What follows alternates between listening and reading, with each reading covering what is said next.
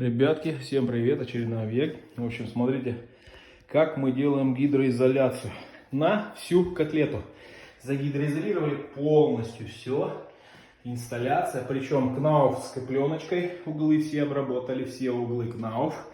Здесь у нас тоже все полочки кнауф. Видите, пленочкой все полностью загидроизолировали.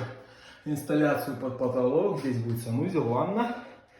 Все в плиточку потом. Вот такая вот получается красота. Никогда не пренебрегайте гидроизоляцией. Это очень важный момент в вашем санузле, чтобы потом ни грибков, никаких моментов, плесени, ничего у вас не было. Так что всем добра.